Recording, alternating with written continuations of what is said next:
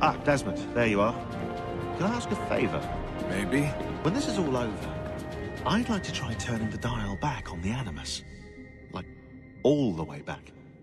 To the time of the first civilization. You think it would work? There was no real loss of fidelity when you visited Altair. Then again, that was about 1,000 years ago, and I'm looking at going back at least 70,000 more.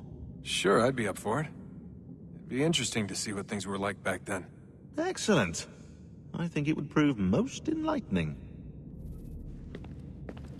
So this is how it started. What are you up to? Just brushing up on my American history. I say history. They certainly teach you strange things in the States. Like what? Well, for all the talk of this being a revolutionary war, it was a civil one. Well, not that kind of civil. I mean, there was no America versus Britain. It was Brit on Brit action. And you can clearly see how the whole thing got started. One war gave birth to the other. You mean the 7 Years' War? Exactly. Seems the Crown overspent in its attempt to keep the French out, wound up with a great deal of debt. Believing that the colonists should help to shoulder the burden, new taxes were created. It was a reasonable request, even if Parliament was rather, well, undiplomatic about it. Well, it's not really fair to tax people for a war they didn't want any part of. What? Didn't want any part of? Did you not notice George Washington with Edward Braddock? He was right there in the middle of it. So here you have the Crown spending who knows how much money to secure a place for the colonists to thrive, and then, when they ask for a little bit of help... Right, look, think of it this way. King George and the colonists, they all go out to dinner, right? And when the bill comes, George asks for them to kick in and pay their share. Fair enough. But keep in mind, he's been taking them out to dinner gratis for decades now. But the colonists, oh no, they insist they only had a glass of water and a side salad. Never mind the table's full of half-eaten food and empty bottles of wine. Then when the king points this out, what do the colonists do? Oh, they flip the table over and they storm out the restaurant. Probably intending to return later and burn it down. You left out the part where the king pointed a gun at the colonists and asked them to cover dinner for everyone in the restaurant. Right, yeah, interesting take. If he pulled out a gun, and I'm not sure he did, it would only have been after the 100th failed attempt at getting them to pay their fair share. But how do you define someone's fair share? Oh, well, with a war, apparently. I wonder how many other places like this exist. There are dozens of them, all over the world. And somehow no one's ever found one before us. I don't think that's true. Oh? When I was at Abstergo, Vidic talked about silencing discoveries made by non-Templars. And I'm sure Abstergo has dug up plenty. The things they must know. Regretting throwing in with us? No. Just looking forward to when we can finally trounce those bastards so I can dive into their archives. Oh, I think I found a lead on another power source. Later, Desmond. I'm in the middle of something very important right now.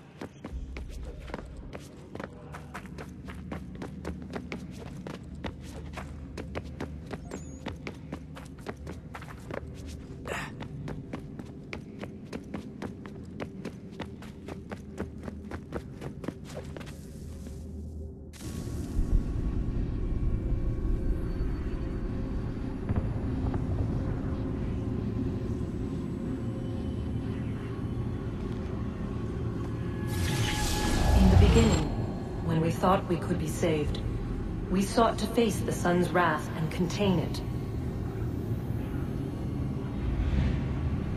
4 towers would be built to pull her fury into this place and dispel it.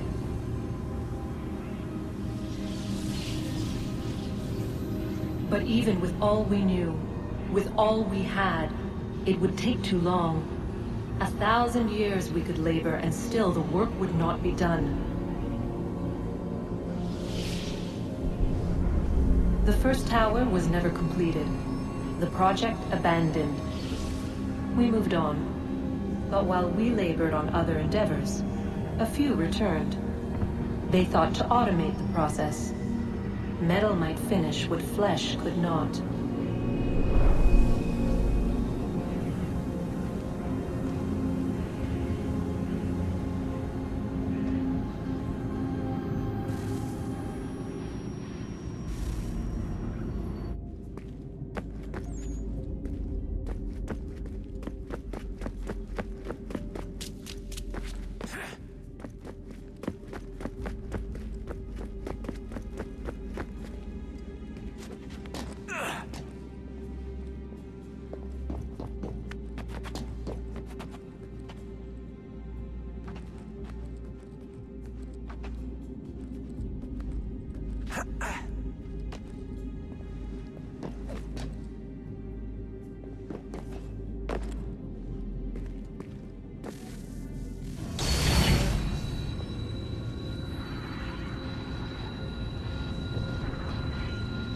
If we could not meet the sun's cruel embrace, perhaps we might rebuke it.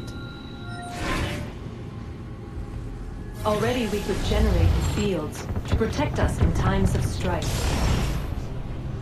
But these were small and simple things. To replicate them on a scale the size of a world, we lack the energy to make it so. Half the world, they said then. It is better than none at all. We tried. Again, we failed. A quarter, they asked. Even this we could not do. A sixth, an eighth, a tenth, they cried. The answer was still the same. Perhaps in time a city might be spared. But it was time we did not have. So we moved on.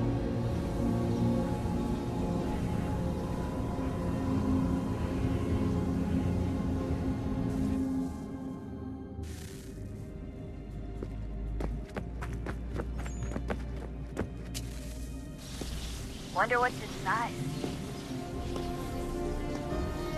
Only one way to find out.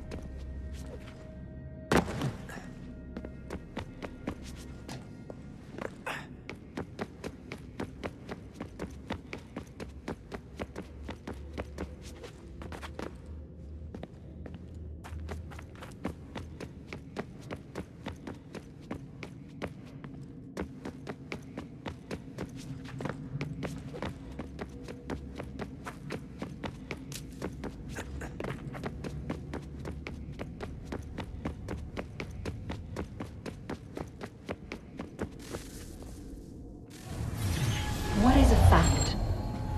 Is it fixed? Immutable? Certain in its existence and only awaiting discovery? Or might it be changed?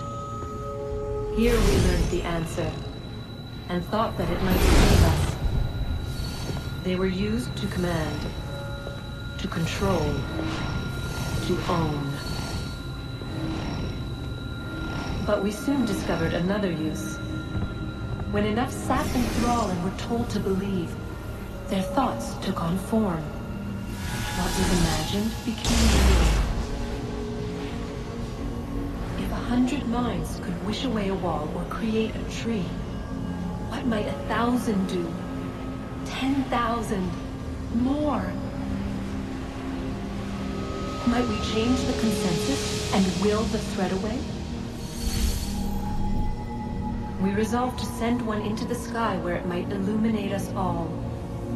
Once placed, a sentence would be uttered. Make us safe. In this way, we would change the consensus. We would save the world. But it never came to be. We sent a dozen of them skyward, but there was no way to maintain control, to direct the beam, to enthrall the world, to speak the words. Though this was strange and dangerous, what we tried next was worse.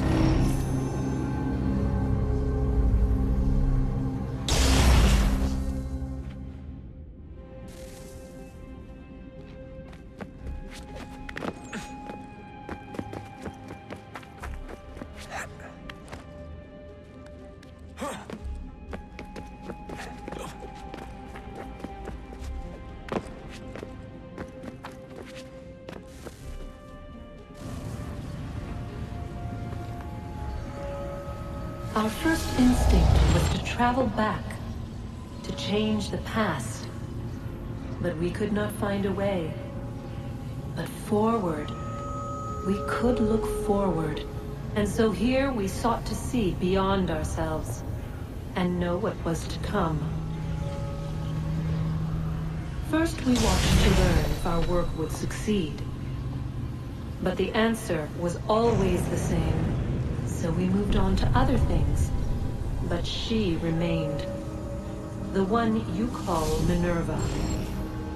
In time, she too stopped looking, and instead began to speak. She called out across time, in the hopes that you might be saved.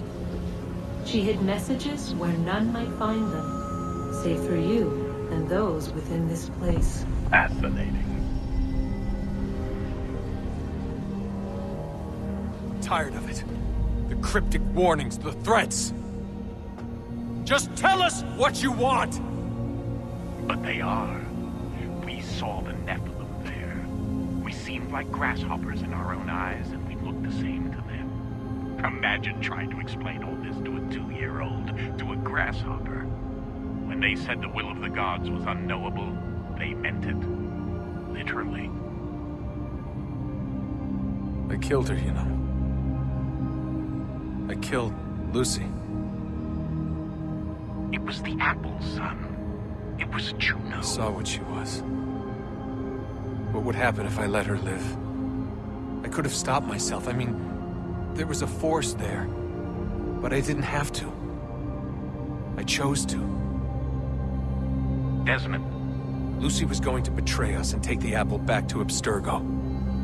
I saw the satellite launched. I saw them turn it on, and then... it failed. Whatever's on the other side of that door, it benefits Juno. We need to be careful.